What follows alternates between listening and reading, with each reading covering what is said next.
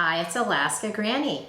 I've recently traveled to Oregon and I thought I would share with you what the food prices are and what are the shortages on foods. I went to the local Meyer, which is part of Kroger. They had almost everything in stock that you could want.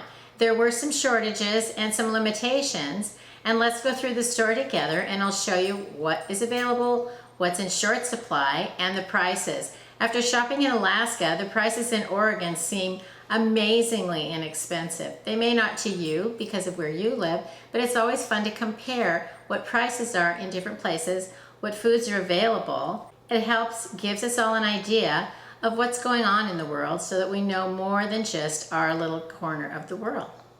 Paper products are always in short supply. You can see, though, there are some different types of toilet paper. Interestingly, there were two signs. One says, due to high demand, you have a limit of 1 per customer, and farther down the aisle, it said, limit 2. So pay attention to discrepancies when you're shopping for limits.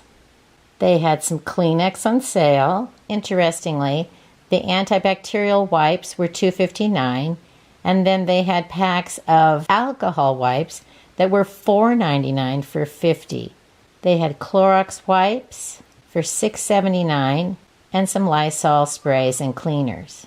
It was nice to see they had a lot of items you might want for Thanksgiving dinner. There were some shortages of vegetables, but they had green beans 10 for $10, yams $1.99, the onion topping for $3.49, stuffing mixes 79 cents, olives 2 for $3, and canned pumpkin for $1.49. It was great to see a huge supply of frozen turkeys for 99 cents and fresh turkeys for $1.27 a pound. They had one of those specials where the more you spend, the better price you get, so check that out if that's something that you're interested in. The tomato products were about half full, but you could still probably get what you wanted. They had lots of different pastas, instant mashed potatoes, and even little cups of mashed potatoes. I'd never seen those little cups before.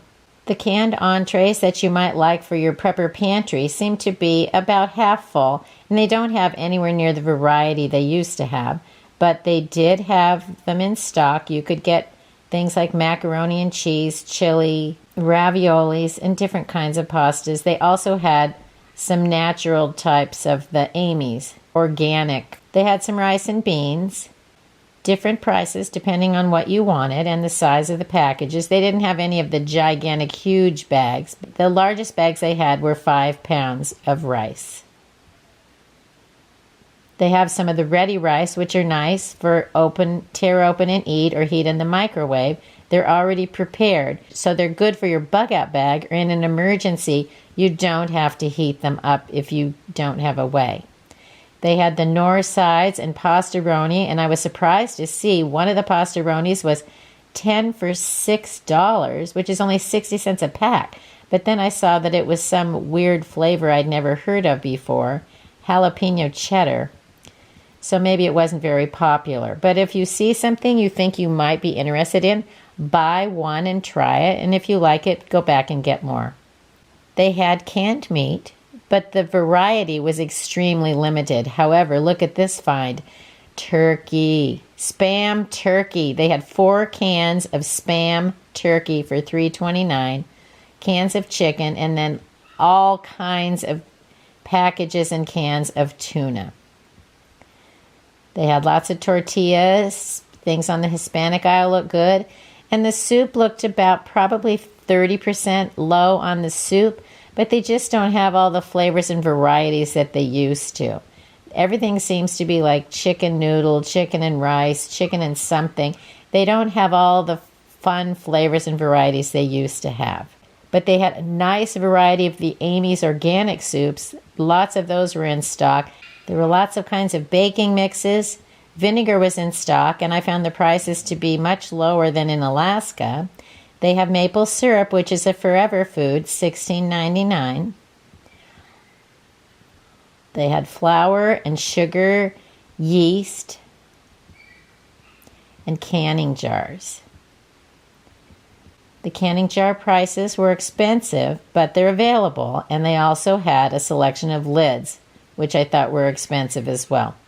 They had the Nido Fortificata, which is a powdered whole milk, which I think is very tasty and easy to use. And it's quite a bit more expensive at $20.49 than what I have paid in Alaska, but the last few times I've tried to get it in Alaska, it was not available. Coffee was available, lots of cereals, then a nice variety of dried fruits, oatmeal, and you can see the bread aisle was completely full. They had bottled water, and oh my goodness, the fresh cuts of meats were just delightful looking, and they were on sale for very good prices.